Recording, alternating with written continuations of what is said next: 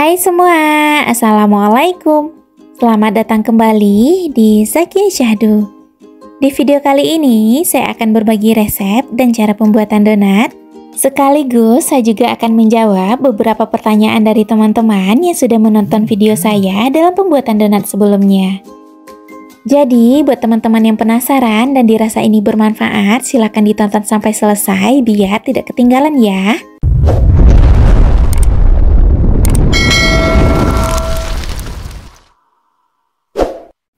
Untuk bahan-bahannya, di sini saya sudah siapkan 2 butir kuning telur yang sudah dicampurkan dengan air suhu ruang dengan total keseluruhan 140 ml. Untuk penggunaan telurnya, bisa juga Bunda ganti dengan 1 telur utuh ya Bun. Lanjut, tambahkan gula pasir sebanyak 40 gram.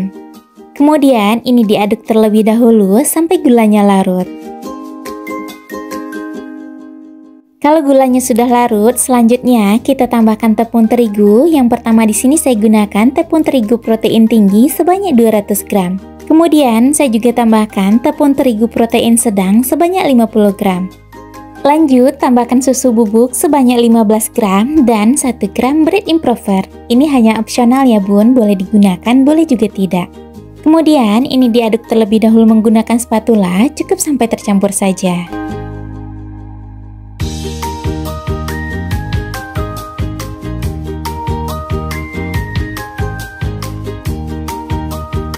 Kalau adonannya sudah cukup tercampur dengan rata, selanjutnya kita uleni menggunakan tangan supaya semuanya benar-benar tercampur dengan rata. Jadi, dalam pembuatan donat kali ini, untuk tahap pertama, saya akan menggunakan metode autolisis, yaitu mencampurkan semua bahan cair dan bahan kering menjadi satu, kemudian diuleni sampai semuanya tercampur dengan rata. Nah, kira-kira segini saja sudah cukup. Selanjutnya, adonan akan didiamkan selama beberapa jam untuk membentuk gluten tanpa diuleni lebih lama. Sebelum didiamkan, adonannya harus kita tutup ya Bun. Bisa menggunakan plastik wrap seperti ini atau ditutup menggunakan sarbet. Di video pembuatan donat sebelumnya dengan menggunakan metode autolisis, ada beberapa teman yang bertanya, adonannya didiamkan di suhu ruang atau di dalam kulkas? Nah, untuk jawabannya, adonan kita diamkan di suhu ruang saja. Kemudian ada lagi yang bertanya, apakah adonan akan tetap aman ketika kita diamkan untuk waktu yang lebih lama? Jawabannya, adonan akan tetap aman ya Bun, dengan catatan, untuk semua bahan yang digunakan, pastikan dengan kualitas yang masih bagus, terutama penggunaan telurnya ya Bun. Nah, ini adonannya setelah didiamkan beberapa jam, untuk waktu yang saya gunakan hanya sekitar 2,5 jam saja. Untuk hasilnya, meskipun hanya dengan waktu 2,5 jam saja, tetapi adonan sudah bisa membentuk gluten. Sekarang kita ambil sedikit adonan, Bunda bisa olesi tangan dengan sedikit minyak supaya tidak lengket ya. Nah, ini adonannya kita rentangkan dan sudah bisa membentuk selaput tipis seperti ini. Meskipun selaput tipis atau window pan-nya belum terlalu kokoh, tapi ini sudah cukup ya Bun. Kalau Bunda ingin hasil glutennya lebih bagus lagi, bisa didiamkan untuk waktu yang lebih lama. Langkah selanjutnya, siapkan ragi instan sebanyak 3 gram. Kemudian tambahkan air biasa sekitar 1,5 sendok makan atau sampai 2 sendok makan, tergantung dengan kebutuhan juga ya Bun. Kemudian raginya kita aduk sampai semuanya tercampur dengan rata dan membentuk pasta seperti ini. Selanjutnya, tambahkan ragi yang sudah membentuk pasta tadi ke dalam adonan. Oh iya Bun, kalau membuat donat menggunakan metode autolisis, raginya kita masukkan belakangan ya. Untuk mencampurkan ragi dan adonan, saya gunakan mixer ya Bun. Jadi, untuk tahap pertama saya gunakan metode autolisis, kemudian untuk tahap kedua saya gunakan mixer. Ini cukup kita mixer sebentar saja, kira-kira 1 menit atau sampai adonannya sudah tercampur dengan rata.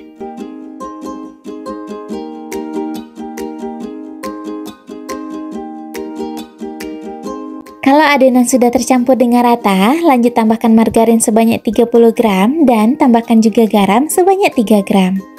Sebelum adonannya dimixer kembali, saya campurkan terlebih dahulu menggunakan spatula seperti ini ya Bun. Kalau seandainya Bunda ingin langsung memixer juga boleh ya. Sebenarnya ini hanya bertujuan untuk mengurangi waktu penggunaan mixer ya bun. Selanjutnya, mixer adonan sampai semuanya tercampur dengan rata. Oh iya, di video pembuatan donat menggunakan metode autolisis yang sebelumnya, teman-teman juga ada yang bertanya, untuk tahap pencampuran margarin ke dalam adonan, apakah boleh menggunakan mixer? Nah, jawabannya tentu saja boleh ya bun. Seperti dalam video ini, setelah adonan ditambahkan dengan margarin, kemudian di mixer sampai tercampur dengan rata. Untuk waktu yang digunakan cukup sebentar saja ya bun. Jadi, untuk adonan ini tidak saya mixer sampai kalis elastis dan juga mulus ya bun. Untuk mencek adonan apakah sudah cukup atau belum, tinggal ambil sedikit adonannya, kemudian kita rentangkan dengan cara seperti ini. Kalau adonannya sudah kembali membentuk selaput tipis, tandanya ini sudah cukup ya bun. Selanjutnya, ambil adonan, kemudian kita padatkan dengan cara seperti ini sambil dibulatkan. Tujuannya supaya adonan tidak keburu mengembang.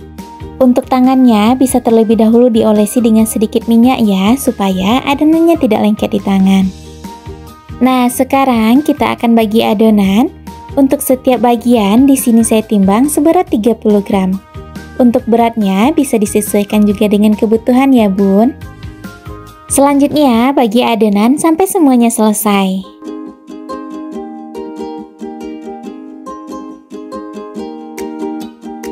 Kalau semua adonannya sudah selesai dibagi, lanjut adonan kita tutup menggunakan kain sarbet supaya tidak cepat mengering. Sekarang kita akan bentuk adonan. Ambil satu bagian, kemudian adonannya kita padatkan terlebih dahulu dengan cara seperti ini sebelum dironding. Kalau dirasa adonannya sudah beneran padat, lanjut kita ronding sampai permukaannya mulus dan bagian bawah terkunci dengan rapat. Kira-kira untuk hasilnya seperti ini ya bun. Lanjut, adonan yang sudah selesai kita ronding, kita balurkan bagian bawahnya ke dalam tepung kering seperti ini, kemudian bisa disisihkan. Selanjutnya, ronding setiap bagian sampai semuanya selesai. Pastikan bagian bawah adonan sudah terkunci dengan rapat, supaya saat digoreng adonan juga tidak banyak menyerap minyak. Alhamdulillah semua adonannya sudah selesai dironding. Lanjut, sekarang adonannya akan kita resting selama lebih kurang 20 menit dalam keadaan tertutup. Nah, setelah adonan didiamkan selama lebih kurang 20 menit, sekarang tutup boxnya kita buka ya. Sekarang kita lanjut ke tahap berikutnya, yaitu tahap degassing. Oh iya, untuk tahap degassing kita harus siapkan tepung kering untuk baluran ya bun. Lanjut, untuk degassing kali ini saya akan menggunakan cetakan kayu seperti ini ya. Untuk cetakan pertama, ini ada cetakan donat berbentuk mangkok. Cetakan donat ini menurut saya sangat bagus dan juga sangat kokoh ya saat kita gunakan untuk degassing donat. Untuk masing-masing cetakan sudah dilengkapi dengan alat penekan, kemudian juga alat pembolong donat seperti ini. Jadi, buat bunda-bunda yang penasaran dengan cetakan donatnya, nanti cek di kolom deskripsi ya bun. Sekarang ambil adonan yang pertama kali kita ronding tadi, kemudian balurkan ke dalam tepung kering seperti ini. Pastikan semua permukaan adonan terbaluri dengan tepung kering ya bun. Lanjut, adonan yang sudah dibalurkan ke dalam tepung kering kita masukkan ke dalam cetakan. Kemudian kita tekan menggunakan alat penekan seperti ini sampai udara yang terperangkap di dalam adonannya keluar ya. Kemudian untuk melobangi donatnya, saya cukup gunakan jari telunjuk seperti ini sambil sedikit diputar ya bun. Nah, untuk hasilnya seperti ini ya. Selanjutnya kita letakkan di atas alas donat yang sudah diberi taburan tepung. Kemudian ini bisa disisihkan. Selanjutnya lakukan langkah yang sama hingga semuanya selesai. Oh iya, degassing adonannya harus secara berurutan ya bun. Di sini untuk melobangi donat saya lebih suka menggunakan jari telunjuk supaya tidak mengurangi berat dari adonannya ya bun. Kalau seandainya bunda ingin menggunakan cetakannya juga boleh ya. Alhamdulillah donatnya sudah selesai didegassing, lanjut ke tahap proofing. Untuk proofing, kali ini saya akan gunakan proofing tertutup karena saat ini suhunya di sini sangat dingin sekali ya bun. Untuk waktu yang digunakan dalam proses proofing jangan dijadikan sebagai patokan ya bun, karena suhu di daerah kita masing-masing berbeda. Proofing adonan bertujuan supaya adonan mengembang menjadi 2 kali lipat dan siap untuk digoreng. Nah, ini adonannya setelah saya proofing selama 3 jam ya bun. Untuk adonannya sudah mengembang menjadi 2 kali lipat. Kalau seandainya adonannya kita angkat dan kita goyangkan seperti ini, adonannya berasa lebih ringan. Kemudian untuk permukaan donatnya ketika kita tekan seperti ini berasa lebih kencang. Jadi ini donatnya sudah siap untuk digoreng ya. Yang penting dalam proofing donat jangan sampai overproofing ya bun, karena hasilnya bisa gagal. Selanjutnya goreng donat dalam minyak yang sudah dipanaskan. Untuk apinya cukup gunakan api kecil saja ya bun.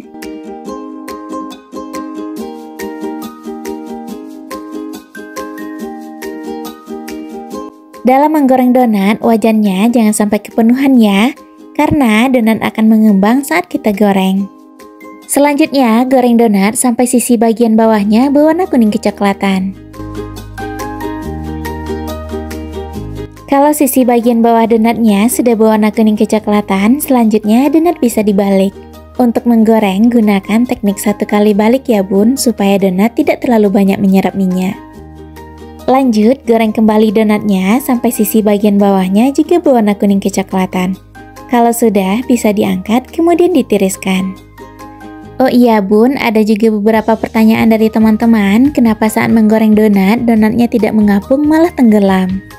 Ada beberapa faktor yang menjadi penyebab kenapa hal tersebut terjadi. Yang pertama, suhu minyak saat kita menggoreng donat. Untuk suhu yang pas dalam menggoreng donat berada antara 160 sampai 170 derajat. Untuk mengukur suhu minyak tanpa menggunakan termometer nanti akan saya bahas di video berikutnya ya bun. Selain dari itu, proofing yang kurang pas juga bisa mengakibatkan donat tenggelam saat digoreng. Jadi pastikan untuk proofing donat jangan sampai overproofing atau underproofing. Untuk hasilnya sama-sama juga gagal. Wah, ternyata menggoreng donatnya sudah hampir selesai ya bun, jadi jangan lupa goreng donatnya sampai semuanya selesai. Alhamdulillah, donatnya semuanya sudah selesai digoreng dan untuk hasilnya seperti ini ya bun. Donat ini sudah beneran dingin ya bun, jadi untuk white ringnya kelihatan sedikit merosot dan juga tidak terlalu kokoh. Tapi ini tidak terlalu penting ya bun, karena white ring akan merosot dengan berjalannya waktu. Supaya donatnya lebih cantik dan lebih menarik, bisa kita kasih topping sesuai dengan selera ya bun. Untuk gelasnya, di sini saya gunakan rasa stroberi, susu, dan juga coklat. Yang penting kalau mau topping donat, pastikan terlebih dahulu donatnya sudah beneran dingin. Setelah donat dicelupkan ke dalam gelas seperti ini, biasanya ada bagian sisi yang agak sedikit kempes, tapi bunda jangan khawatir ya, nanti akan kembali lagi ke bentuk semula. Selanjutnya, kasih topping donat sampai semuanya selesai. Alhamdulillah, ini hasil donatnya setelah dikasih topping tambahan ya bun. Wah, donatnya menjadi lebih cantik dan juga menarik ya. Yang pasti untuk rasa donatnya menjadi lebih enak. Sekarang kita mau cobain donatnya dulu ya bun. Bismillah. Masya Allah, ini donatnya berasa sangat enak sekali, lembut dan juga sangat empuk. Untuk tekstur dari donatnya, bunda bisa lihat untuk serat-seratnya seperti ini ya bun. Kelihatan sekali kalau donatnya beneran empuk ya.